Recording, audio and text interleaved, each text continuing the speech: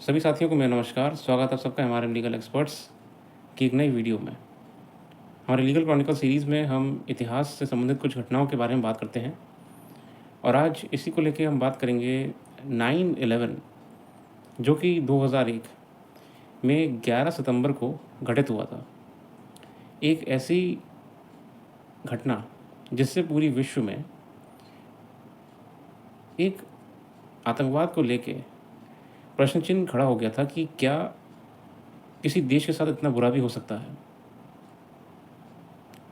हम फिलहाल इस घटना के बारे में आज बात नहीं करेंगे, जैसा कि मैं उम्मीद करता हूँ कि बहुत से लोग को इसके बारे में पता भी होगा।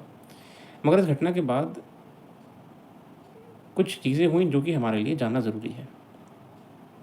शुरू करते हैं और हम इस टॉपिक के बारे में बात कर रहे हैं, आपको हमारी वेबसाइट पर भी मिल जाएगा, वेबसाइट पर जाके देख सकते हैं, पढ़ सकते हैं डिटेल में। जैसे कि हम जानते हैं 11 सितंबर 2001 को पूरी दुनिया ने आतंकवाद का एक नया और भयावह रूप देखा कि अमेरिका में वर्ल्ड ट्रेड सेंटर पे 2 विमान जाके टकराए जिनसे कई लोगों की मौत हुई।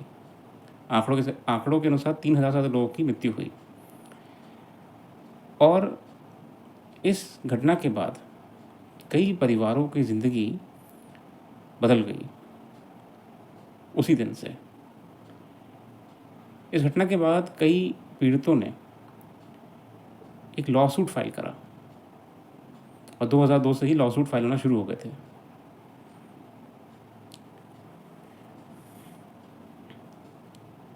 ये 9/11 फैमिलीज़ लॉसूट के नाम से जाना जाने लगा।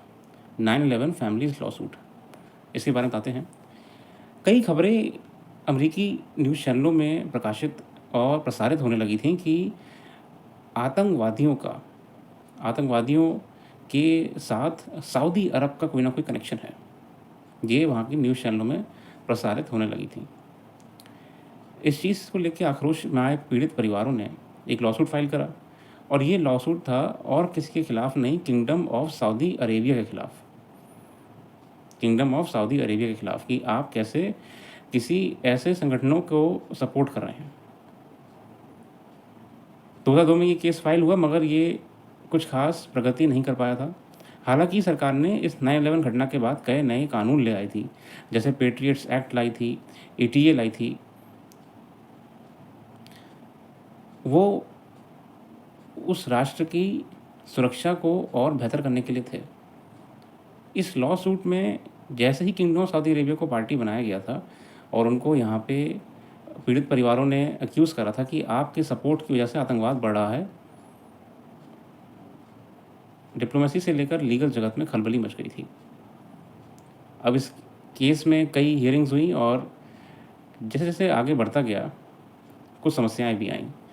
सबसे पहली समस्या तो यही थी कि ये एक फॉरेन सोवरेन नेशन या फॉरेन सोवरेन एंटिटी के खिलाफ केस था जो कि स्वयं अमेरिका के कानून के विरुद्ध है। वैसे हम जानते हैं कि वियना कन्वेंशन, जेनेवा कन्वेंशन जैसे इंटरनेशनल कन्वेंशन मौजूद हैं जो राष्ट्र में मौजूद अन्य राष्ट्रों के राजदूतों एवं सरकारों को कई कानूनों से बचा के रखते हैं। लेकिन जब इस लॉसूट आगे बढ़ता गया और किंगडम ऑफ सऊदी अरेबिया को इसमें आरोपी बनाया गया था, समस्या ये आने लगी थी कि किंगडम ऑफ सऊदी अरेबिया एक सॉवरेन फॉरेन एंटिटी है, इसको हम कैसे काउंटर करेंगे। और ये लगभग उस समय तक कई सबूत लोगों के पास इनडायरेक्टली डायरेक्टली पहुंच रहे थे कि सऊदी अरेबिया कोई ना कोई कनेक्शन है। 2002 के बाद से ये केस चलता रहा और धीरे धीरे 2016 आते आते इस केस में एक नया ट्रैक्शन ये आया कि बराक ओबामा जी की सरकार के दौरान एक नया एक्ट लाया गया, जैस्टा act, GASTA।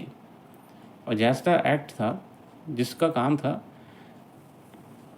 Justice against sponsors of terrorism act. और इस एक्ट ने बाईपास करा था जो उस एक्ट को जो कि अमेरिका में विदेशी सरकारों को संरक्षित करता था, फॉरेन सोवरेन इम्यूनिटीज़ एक्ट को। फॉरेन सोवरेन इम्यूनिटीज़ एक्ट था जो कि विदेशी ताकतों को अमेरिका में सुरक्षित रखता था किसी भी कानूनी कार्रवाई या लीगल कॉम्प्लिकेशंस में अमेरिका की धरती पे। तो जैस्टा एक्ट लाया गया और जैस्टा एक्ट का मुख्य कार्य सिर्फ यही था कि जितने भी पीड़ित परिवार कंपनसेशन की बात कर रहे हैं वह Saudi kingdom of Saudi Arabia को कोर्ट में ला सकें और कोर्ट में किंगडम ऑफ सऊदी अरेबिया एक पूरी प्रक्रिया में शामिल हो। हालाँकि बीते लंबे समय से कई डिस्ट्रिक्ट कोर्ट्स में और कोर्ट्स में ये हियरिंग चलती रही, मगर किंगडम ऑफ सऊदी अरेबिया की तरफ से कोई ऐसी अच्छी पार्टिसिपेशन नहीं देखने को मिला है। और हम सब जानते हैं कि ऐसा पॉसिबल भी नहीं है, क्योंकि फॉरेन नेशंस को आप इतने आसानी से अपने कोर्ट में खड़ा नहीं कर सकते हैं। डिप्लोमेटिकली कई समस्याएं उत्पन्न हो जाती हैं, और विशेषकर इस लॉसूट के बाद भी अमेरिका और सऊदी अरेबिया के बीच में कुछ खटास सी बन गई थी। तो ये हमने 9/11 से संबंधित एक कानून के बारे में जिक्र करा कि कैसे कंपनसेशन दिलाने के लिए पीड़ितों को अमेरिकी सरकार ने जैस्टा एक्ट को लागू करा। जैस्टा एक्ट आने के बाद से विदेशी ताकतों को भी हम अपनी कोर्टों में ट्रायल कर सकते हैं। आगे बढ़ेंगे तो ओबामा ने खुद अपने कई इंटरव्यूज़ में कहा था कि जैस्टा को लागू करने से हमारी राष्ट्रीय सुरक्षा और विदेश नीति पर गंभीर प्रभाव पड़ सकते हैं, मगर हम ये अपने देश की जनता के लिए कर रहे हैं।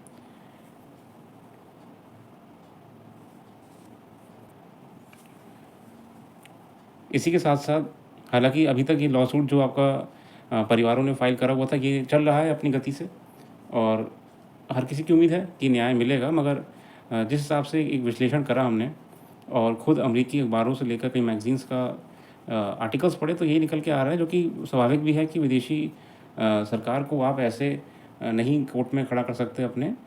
तो अभी तो फ़िलहाल ये अनरिजॉल्व्ड है।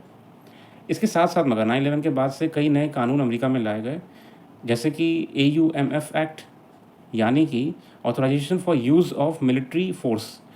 ये एक्ट लाने के बाद से ही अमेरिका ने अफ़गानिस्तान में और अन्य देशों में अपनी फ़ौज भेजकर कार्रवाइयाँ करना शुरू करी थी, जो कि आप लोग कई पिक्चरों में देखते होंगे कि अमेरिकी सेना अफ़गानिस्तान में और कई मिडल ईस्ट राष्ट्रों में अपनी तैनाती कर चुकी थी। और इससे ही उन्होंने वॉर ऑन टेरर कहा था कि हम ऑथराइजेशन ऑफ मिलिट्री यूज़, मतलब कि हम इस देश से ये कानून बना के ताकत लाए हैं कि अगर कोई भी हमारे देश के खिलाफ कुछ ऐसी गतिविधि करेगा तो हम उस पर मिलिट्री अटैक कर सकते हैं। और authorization of military AUMF act के बाद ही अमेरिका ने अफ़गानिस्तान में डिप्लॉयमेंट शुरू कर दिए थे और वहाँ पे बेस से ही आतंकवादियों के खात्मे की बात करी थी। इसके अलावा AUMF एक्ट के अलावा एक नया कानून अमेरिका में स्वयं लाया गया, जो था पेट्रियट्स एक्ट। पेट्रियट्स एक्ट था मास्टर की कहते थे उसको, और आज भी है पेट्रियट एक्ट मास्टर की। मास्टर की मतलब अमेरिका में भी कानून है, अमेरिका में भी आर्टिकल 21 है, 14 है, पर्सनल लिबर्टी है, फंडामेंटल राइट्स हैं। वायर टैपिंग, सर्विलांस वगैरह करना बिल्कुल भी संविधान किसी भी देश का अलाउ नहीं करता है।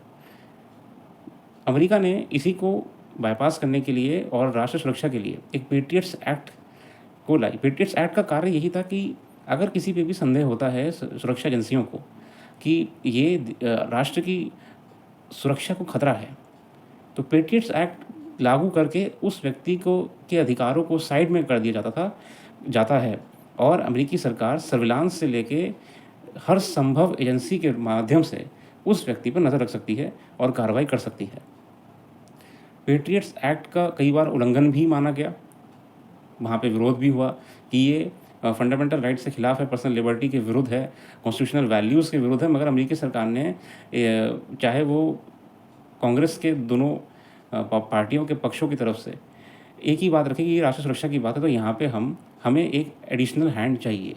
और पेट्रियट्स एक्ट लागू होने के बाद ही अमेरिकी सरकार ने कई अंतर्राष्ट्रीय आतंकवादियों पे जांच करना शुरू कर दी थी, और ऐसे ऑपरेटिव्स जो अमेरिकी ज़मीन पे ऑपरेट करते हैं स्लीपर सेल्स के रूप में और अपने संगठनों के लिए दहशत फैलाने का कार्य करते हैं, उन पे भी सर्विलांस एवं गिरफ्तारी की ताकतें अपनी एजेंसियों को दे दी थी। अगर हम यहाँ हमारे पेट्रियट्स एक्ट में, तो इसी के बाद से लॉ इन्फोर्समेंट को बहुत ताकत मिल गई थी, सर्विलांस के साथ साथ अरेस्ट की भी। अगर पेट्रियट्स एक्ट में आपको अरेस्ट करा जाता है तो आपको मामूली कोर्ट में नहीं लिया जाता है, आपकी अरेस्ट की अवधि बढ़ जाती है, आप पे इन्वेस्टिगेशन का टाइम बढ़ जाता है और एक स्पेशलाइज कोर्ट में ही आपका ट्रायल चलाया जाता है। कई राइट्स आपके वेव ऑफ कर दिए जाते हैं। आप बस ये प्रूव होना होता है कि आप राष्ट्र के लिए खतरा हैं। अब पेट्रियट्स एक्ट में बस यही जो क्रिटिसिज्म हुआ अमेरिकी अखबारों में और आर्टिकल्स न्यूज़ में कि पेट्रियट्स एक्ट के माध्यम से किसी की भी आप फंडामेंटल राइट्स को, जैसे ही पेट्रियट्स एक्ट किसी पर लागू हो जाता है, उसके मौलिक अधिकार वगैरह तो ख़त्म कर दिए जाते हैं। अगर आपको याद हो, एडवर्ड स्नोडेन एक पूर्व CIA के कर्मचारी थे, जो कि हाल ही में देश छोड़ के जा चुके हैं और असाइलम में हैं। एडवर्ड स्नोडेन ने कहा कि इस एक्ट का इस्तेमाल सुरक्षा से ज़्यादा अलग कामों में करा जा रहा है। इस मास सर्विलांस को प्राइवेसी कंसर्न को कहा गया, इस मास सर्विलांस को प्राइवेसी कंसर्न कहा गया। आगे देखते हैं। The patriots act broke down traditional barriers between agencies like FBI, CIA and local law enforcements, allowing for greater sharing of intelligence and information. मतलब सारी एजेंसीज को बहुत ताकत दे दी गई थी कि अब आप पेट्रियट्स लागू होने के बाद किसी पे भी किसी प्रकार की कार्रवाई कर सकते हैं अगर आपको संदेह होता है, बशर्त है कि आपको इसे कोर्ट में भी प्रूफ करना पड़ता है कि हाँ, इस पर ये एविडेंस इसके खिलाफ हमारे पास है जिसके तहत हम इस पर कार्रवाई कर रहे हैं।